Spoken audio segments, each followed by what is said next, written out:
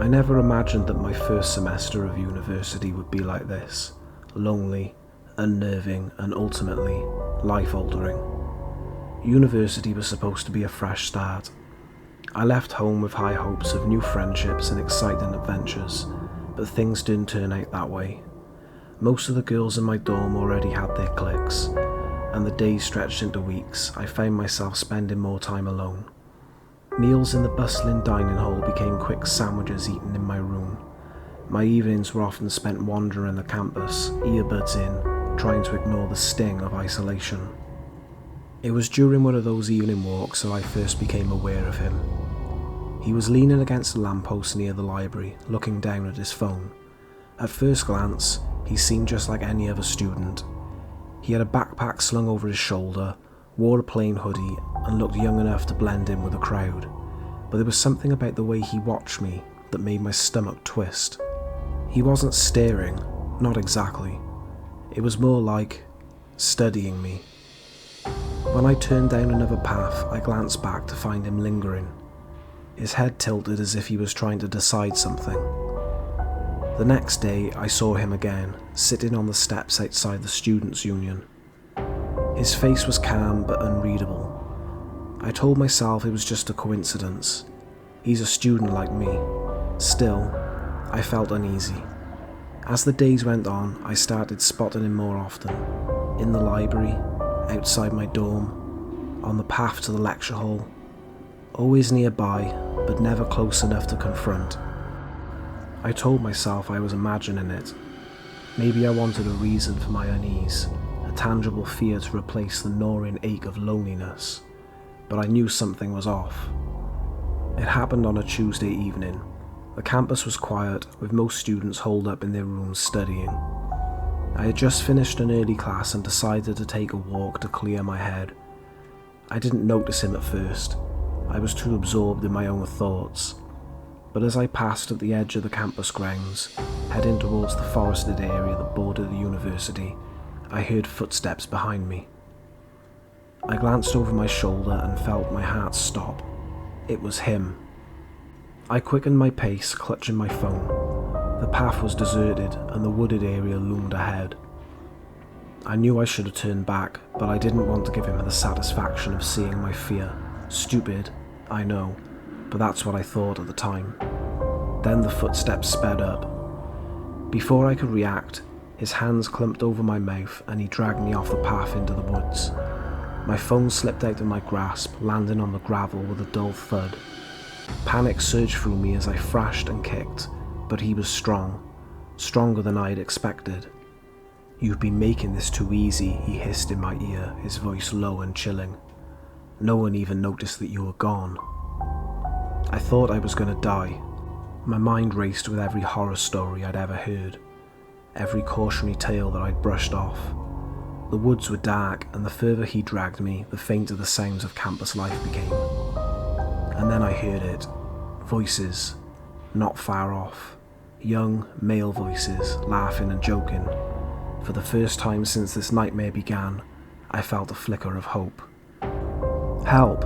I screamed out as loud as I could, the sound muffled by his hand but desperate enough to carry. "What the hell?" one of the voices said, closer now. "Did you hear that?" The man panicked. He yanked me harder, dragging me deeper into the underbush, but it was too late. Footsteps thundered towards us, and 3 figures emerged from the trees. They were students, athletic-looking guys with startled expressions that quickly hardened when they saw what was happening. "Hey, let her go," one of them shouted. The man cursed under his breath and shoved me to the ground before bolting. I gasped for air, my chest heaving, as the students sprinted after him. My hands trembled as I tried to sit up, my body too shaken to process what had just happened. Minutes later, one of the guys came back, his face flushed with triumph. "We got him," he said. "He won't be going anywhere." Police arrived shortly after, their flashing lights cutting through the darkness. The man, my stalker, was handcuffed and hauled away. He was a local man in his 30s who had no connection to the university. He'd been lurking around the campus for weeks, targeting students who seemed isolated. I gave my statement, my voice shaky but resolute. The officers were kind, but their questions felt surreal, like I was recounting a bad dream. The students who saved me stayed at my side the whole time. Their names were Ryan, Matt, and Eric, and they'd been in the woods to smoke a joint away from the campus. In the weeks that followed, he was charged and held without bail. The university increased campus security, installing more cameras and patrols near the forested areas. I tried to focus on my classes, but it wasn't easy. Nights were the worst. Every shadow outside my window felt like a threat. Every creak in the hallway made my heart race. But I wasn't alone anymore. Ryan, Matt, and Eric checked on me constantly, walking me to class, inviting me to lunch, and even convincing me to join their soccer team despite my complete lack of athletic ability. They never treated me like a victim, just a friend who needed a little extra support. For the first time since I arrived at uni, I felt like I belonged. My loneliness didn't disappear overnight, but it faded with every shared laugh, every inside joke, every moment with my new friends. I'm still scared sometimes. I still avoid walking alone at night and double check the locks on my door. But I've learned something important. Fear doesn't have to define you, and sometimes, when the world feels impossibly dark, the kindness of strangers can light the way forward. Ryan, Matt, and Eric weren't just guys who saved me, they became my lifeline, and in the strangest, most unexpected way, they gave me the fresh start that I'd been searching for this whole time.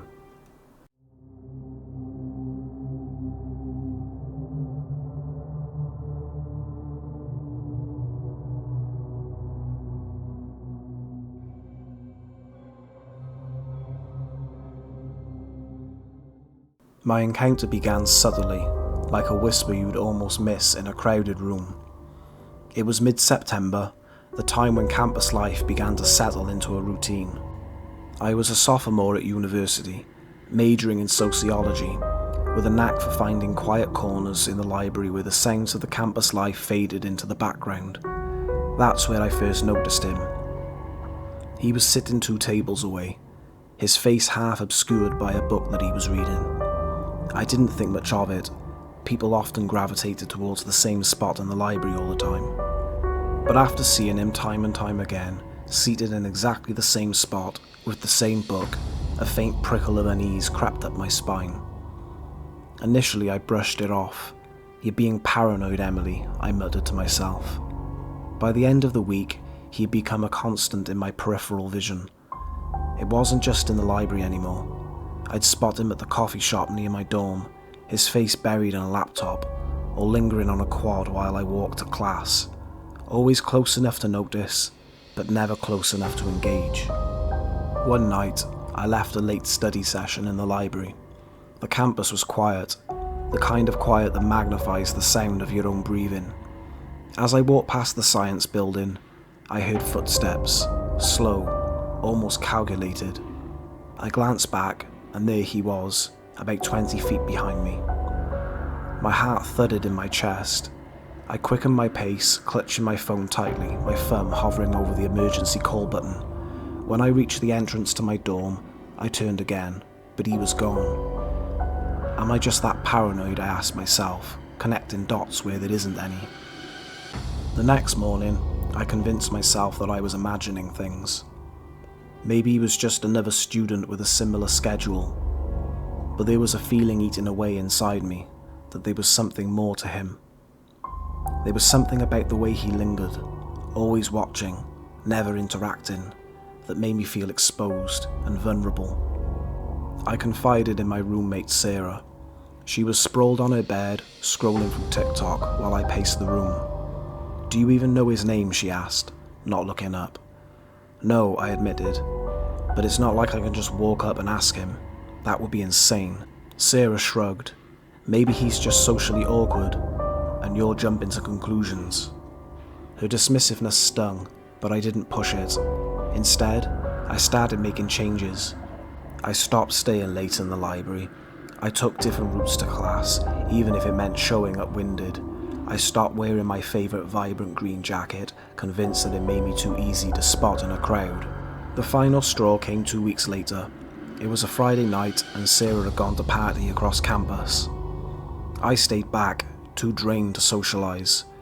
I had just settled into my bed with my laptop when I heard it, a faint rustling sound outside my window.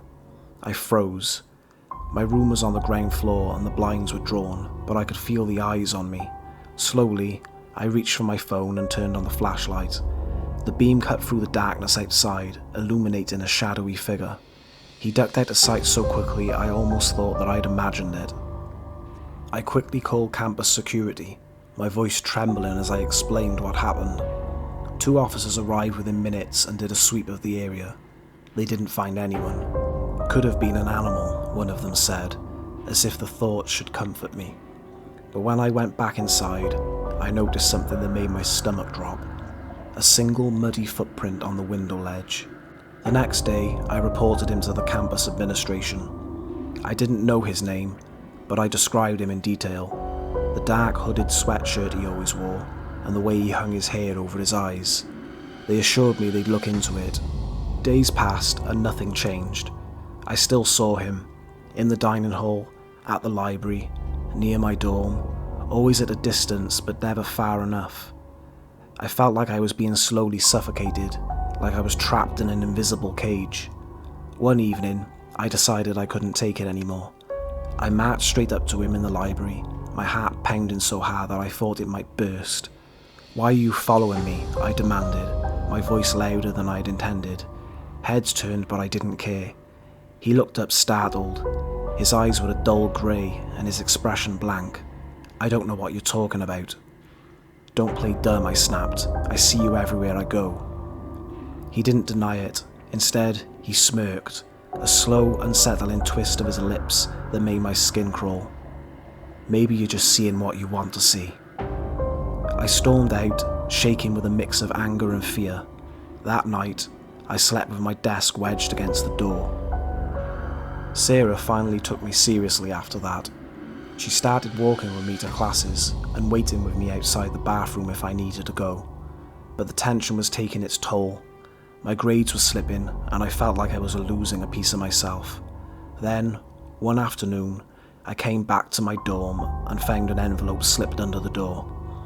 My name was scrawled on the front in jagged handwriting. Inside was a single Polaroid photo. It was of me, sitting on the bench outside the library, headphones in, completely oblivious. I dropped the photo as if it had burned me. My hands shook as I called the campus security again. This time, they took me seriously. They reviewed the security footage and identified him as a junior in the English department. They told me that he had no prior complaints against him and assured me that they'd issue a no-contact order, but their reassurances felt hollow. A piece of paper wouldn't stop him from following me, watching me. The next few weeks were a blur. He disappeared from the campus, but I couldn't shake the feeling that he was still there, lurking just out of sight. I started therapy and joined self-defense classes, desperate to reclaim some sense of control. One night, as I walked back from class, I felt the familiar prickle of being watched. My chest tightened and I spun around, but no one was there. I stood frozen, my breath clouded the cold air, before forcing myself to keep walking. Maybe he was gone for good, or maybe he was still watching, waiting for the right moment to step back into the shadow of my life. After everything that happened, it still felt as if I was still caught in his gaze. Overall, the experience changed me. I'm more cautious now, more guarded. I learned that fear isn't always loud, sometimes it's quiet, creeping things that seep into your bones and refuse to let go, and sometimes it has a name.